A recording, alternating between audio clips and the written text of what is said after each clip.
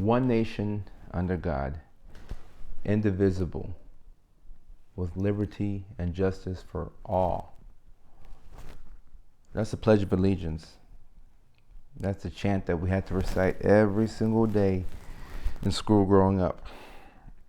I'm no English major, and I barely passed high school, and I had to Google the word indivisible. But it means unable to be divided or separated. Indivisible. The past couple of days has been feeling like the divided states of America. And this election reminded me of something that I unfortunately know to be true about Americans in America, is that we have a hard time agreeing to disagree. I first learned this with my first exposure to American politics, which is that 2000 election. But now, 24 years later, it's a bit thicker. You can feel the division. A lot of people have lost friends over this election. A lot of people are now talking to family members. The division it's outstanding. You can feel it. The tension in the air is palpable, and it doesn't have to be like this. I made a post. I put it on Instagram, and I said, guys, Donald Trump is the president-elect of the United States of America. United States, not divided states. United States of America. I urge everybody to throw their support behind him if you could. And let's rally and work together as a nation and support one another.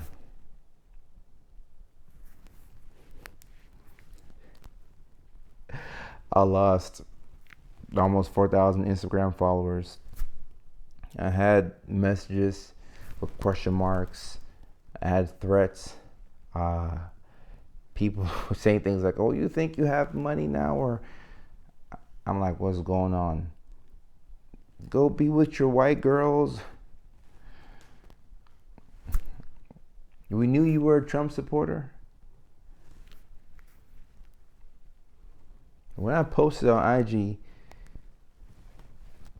the day that Biden dropped out of the race, when I posted a photo of me at the White House just saying, thank you to the Biden and Harris administration for allowing me to be a part of the White House roundtable. And in that same post, I urge Americans, I said, regardless of who wins in November, let's support that candidate and let's come together as a country. People headline read, people saw that post and said, how can you support what Biden is doing right now? All I said was thank you. The other half of people were saying, oh, so you're, if Donald Trump wins, you're happy? Is that what you want? We have a hard time agreeing to disagree in this country. I think it's always been that way. Social media and the computer and the internet has exacerbated this. We are exposed to information so fast nowadays, and the way we communicate is changing. I don't think people have grasped the fact that we're in the middle of a social media revolution. When the radio first came out, it was a big thing. Radio was replaced by the TV. TV was replaced by the internet. Before the radio, you had newspapers. Newspapers, radio, TV, internet. TVs got bigger. We went from AOL dial-up to being able to have those BlackBerry phones. Then the iPhone came out. Then Instagram came out. It was a picture app. YouTube came out a couple years later. TikTok. When it switched over from Musical.ly, it changed the game. We are exposed to so much information nowadays. It's hard for us to process all of this and to figure out what we're thinking. So now we react.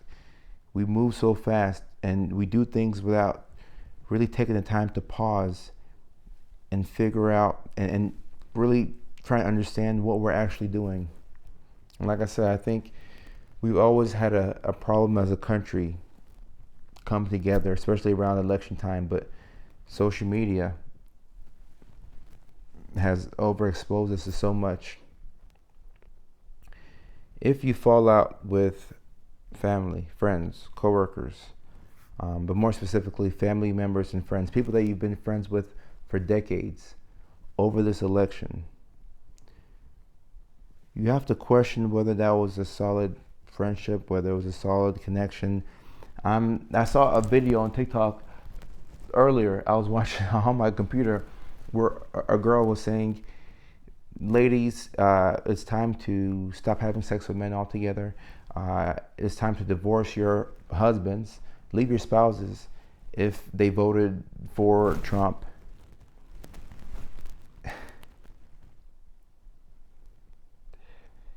I don't know I don't know. Wow.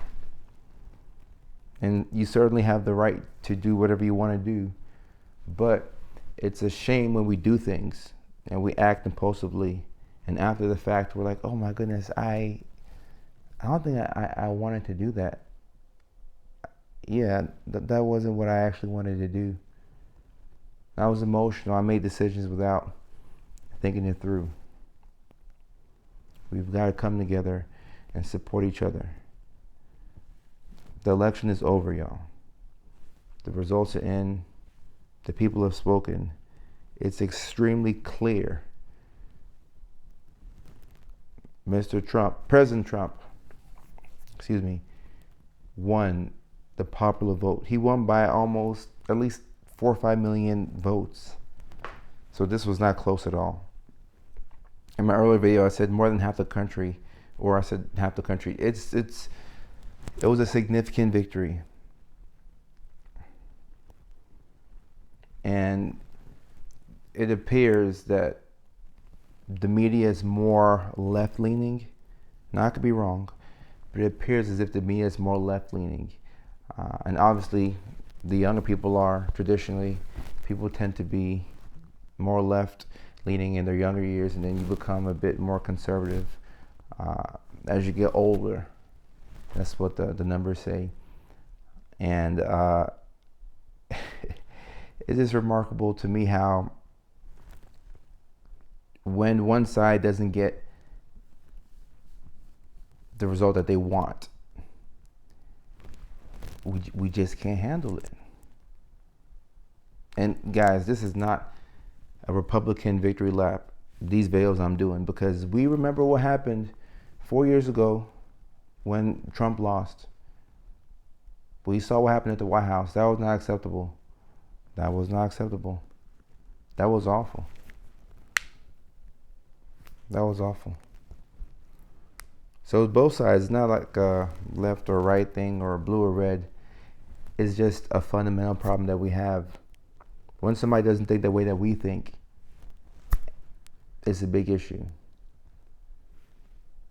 And the truth of the matter is, a lot of people voted for Donald Trump this year, and they couldn't tell other people, or they had to keep it on the down low because you don't want to be ostracized or, shunned by your family or your employer. Or we saw what the polls looked like, and we saw the actual results. It was similar in 2016, but this time it was clear. He actually won the popular vote this time.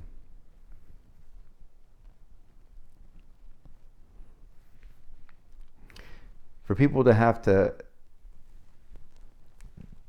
lie about who they're voting for, not be able to come out and say things because the consensus has spoken, that's damaging. We should allow people the opportunity to think, make decisions for themselves. And we should allow it to be okay for people to disagree. We should be able to live in a world where we can coexist amongst each other. The Pledge of Allegiance, like I said, I pledge allegiance to the flag of the United States of America and to the republic for which it stands, one nation, under God, indivisible, with liberty and justice for all. Not just for Republicans, not just for Democrats, not just for gay people, not just for straight people, not just for black people, not just for white people, not just for whatever, however we divide ourselves, for everybody.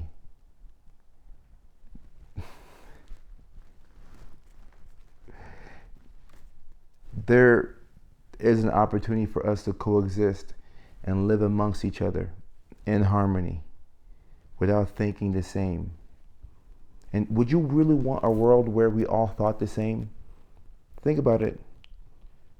People always say, oh, I want somebody like me when we're talking about dating. Well, I need somebody like me. I need somebody like me. Do you really want somebody like you? Somebody who's good at the things that you're good at? Somebody who thinks the same exact way that you think? I think we do better when we have people in our lives who are complementary to us. I'm good at this, you're good at that. Oh, you're good at this, I'm good at this. This whole thing where we have to think the same, and I mean the audacity of other people to expect everybody around you to think the same way that you think. And if they don't think the same way, it's a problem. And like I said, this is on both sides. This is not a Republican victory lap. This is a fundamental problem in this country. And keep in mind, you're free to unfollow or you're free to fall out with whoever. But the people that you ostracized, the people that you cut off, the people that you ignored because of the fact that they went the other way that you voted, they're going to remember this week. Because you really have to question a friendship or a relationship if an election can bring y'all apart. There should always be opportunities for reconciliation. So, forgiveness is something that we should do. It's not really for the other person, it's for ourselves. And keep in mind, we're going to drop the ball at some point. We're also going to need forgiveness from other people.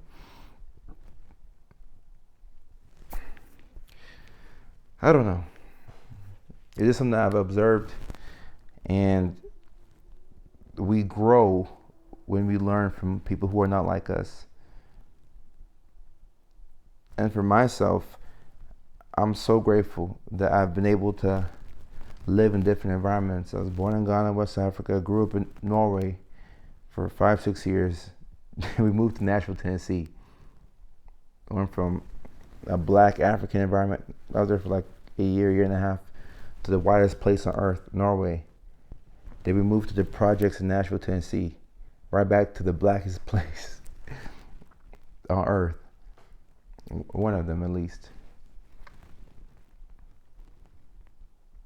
I got friends who still sell drugs. I have friends who prescribe drugs like me. I got friends who take drugs that are prescribed. I got friends who take drugs that are illegal.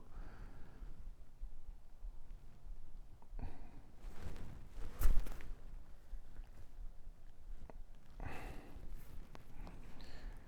think you learn a lot, not only by yourself, but about the world when you can put yourself in uncomfortable situations. Nobody has ever built anything great without a certain level of discomfort. And I know, depending on what side you're on, this might be difficult for you to hear, but if you made this far in the video, I appreciate the fact that you've made it to this point. You clearly wanted to hear what I had to say, which means a lot to me. But I think that if we can get this right, we can make a lot of progress in this country. Because I've been here 25 years, and this is a problem that is never gone away. We tend to align ourselves with people who think and act and do exactly what we do. How in the world are you going to grow? And you don't have to think the way they think. But I think if you are on the left, it'd be advantageous to hear why people, on the right think the way they think and why they do what they do. So just sit down and just figure out, okay, all right, you're a Republican, so why are you a Republican? Can you just tell me why? Being open to learning. You don't have to become conservative. Just be open to hearing what they have to say. Likewise, flip it around. If you're a Republican, instead of being like, oh, those liberals are so emotional, maybe they are, probably are, but they're passionate about a certain cause. Are you willing to sit next to your fellow human and just hear them out? Oh, have you always, been left-leaning? Have you always been a Democrat? Okay. Oh wow. I did not know that. Oh, you taught me a lot about certain things and policies and things in this country. I didn't know. Thank you for sharing your experience. And I thought that people, I thought people, I mean, I've been in many different environments and I have friends from all different races.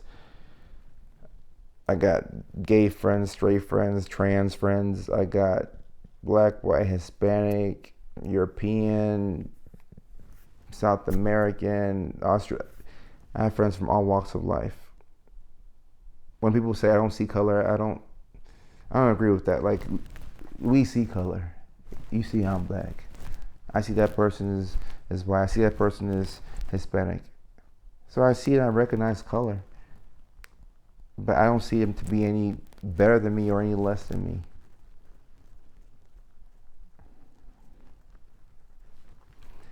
It's just something I've observed in this country. And there's still hope. There's always hope.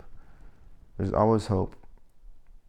And I hope that, and I know that cooler heads will prevail, and over time we'll be able to have more rational conversations. Maybe this is not the week, and I get that on both sides. Maybe this is just not the week to have the conversation. If you need to take some time to just, cool off, nothing wrong with that. Maybe this ain't the week, and that's fine. Maybe next week ain't the week.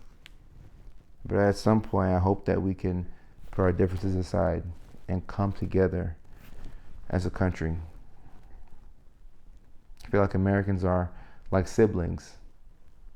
You know how with your siblings growing up, you get into fights sometimes. You give your sibling a black eye. You wrestle. I remember, I'm one of 6, so I used to fight my oldest sister, and she's like 10 years older than me, and she always beat me up. I never won, but a couple of times I got close, and I'm like 4 or 5 years old. I'm not realizing that, okay, you can't hit women. We're just tussling. And my parents, they thought it was funny because the older I got, my relationship with my oldest sister, it really grew. Like, we're really close nowadays. In fact, for Thanksgiving, I'll go and spend some time at her house with her husband and my 2 nephews and niece. But it's funny because we used to get into it all the time. I used to fight with all my siblings. My other older sister, we'd fight too. We'd fight, not physically, but we'd fight. We'd insult each other, and we'd say hurtful things. That's how Americans are, the left and the right. You say the most vile and hurtful and mean things, not realizing that we're on the same team. I remember my sister, she'd be like, oh, that's why nobody wants to have you on their basketball team. And I'd say, well, that's why you have no hair. That's why you nappy. That's why you bald headed. And then she'd go, that's why your teeth are messed up. I'm like, that's why your teeth are messed up too. Your mama's so fat. I'm like, hey, we got the same mama. We would insult each other back and forth. I remember one day we were living in Nashville, back when we were in Section 8 housing, in the projects. One day, a kid named DeMarco stole my sister's bike. DeMarco. I don't know where DeMarco is now, but DeMarco stole my sister's bike. We were so upset. All of a sudden, we gathered our resources, galvanized, came together, and we were on the same team. No more your mama jokes. No more your nappy headed bald head, your teeth. No, we were on the same team because DeMarco stole my sister's bike. Yep. So what do? My sister had a pair of binoculars. I put them on like this. Like I'm Justin Jefferson doing the gritty. I put the binoculars on, and then we went to one window in the house, and then we zoomed in, and we saw that my sister's bike was at DeMarco's house. I said, oh, hell no. All right, cool. So I went, I'll never forget this. I remember like it was yesterday. I went with my two sisters, Alma and Nicosia. We lived on the second floor in our apartment complex. We went downstairs, left the binoculars in the house, went downstairs. We walked over to DeMarco's house. I said, hey, that's our bike. I said, I'm gonna need that bike back. I'm gonna need it back. And then DeMarco was like, no, this is my bike. And then I'm like, bro, it's our bike. We saw it. He's like, I don't know what you're talking about. I have a bike, and I'm not gonna bring it out for y'all. It's my bike. Whatever y'all saw, it was my bike. I said, DeMarco, what color was the bike? He's like, oh, I don't know. It's all right, cool. I said, can we just see the bike? Please, just let me see the bike. I kept pushing. And then DeMarco, this little 12-year-old, third, fourth grader with a do-rag comes out with a pink bike. I said, yeah, let me get that. That's our bike. That's our damn bike. And he didn't fight. He gave up the bike. I said, yes, sir, thank you. And then my sisters and I, she biked home, and then we walked home because we got our bike back. So for one day, nobody was, gappy toothed. Nobody was bald headed. We stopped the fighting because there was an outside enemy who stole my sister's bike. That's how Americans are. Republicans, Democrats, you're gonna fight, you're gonna bicker, you're gonna unfollow each other on Instagram, you're gonna not come to Thanksgiving, you're not gonna go to Christmas, you're gonna post this on Facebook and say, unfollow me if you... Let an outside force, let an enemy make a threat to America. All of a sudden, the American flag, which if you post it now, apparently you're racist. That same American flag, everybody will have an American flag outside their house. Now we're Americans. Now we're in the same team because there's an external force trying to get us.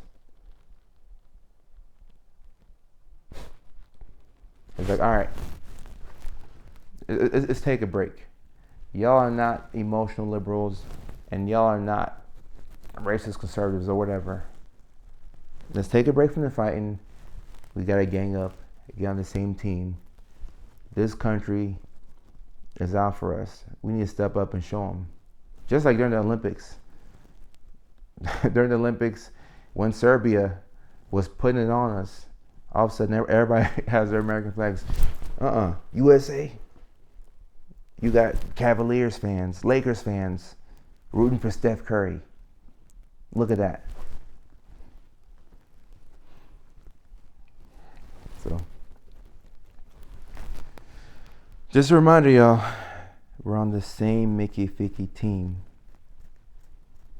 We're on the same team. So, like I said, take the time that y'all need to steam off, to feel the way that you have to feel. Like I said in my last video, it's cathartic to get out whatever is in your heart. Get it out. The one thing I will caution y'all against is apathy. Get it out. Get it out. If you are excited that Trump won, get it out. Be happy. Smile. Jump. Don't attack and make fun of the other side, but be happy. Express what you gotta express. If you're devastated, be devastated. Get it out. Get it out. But at the end of the day, remember, We're on the same team. We don't have to wait for DeMarco to steal our bike for us to gang up. So hopefully, this video, if it reaches at least one person on both sides, and it's done what it needed to do. Some people still won't watch it, and that's fine if you don't want to watch it. But y'all, we're on the same team, and this is still the greatest nation on earth. And look, I'm a black man saying this. There's a lot of racism here. It's not perfect, but man, am I so grateful to be an American. I'm so grateful to be in this country. I'm just grateful for the opportunity to live in Los Angeles, California. This is my dreams. God is so good. I'm grateful. I get the privilege of getting to chase my dreams. I get to do stand-up comedy. I get to take care of patients. People trust me with their lives. Like, I'm a kid. I play Madden on the weekends. People trust me with their lives. And I do a damn good job too. So just keep that in mind, y'all. We're on the same squad. I love y'all. Till next time, take care.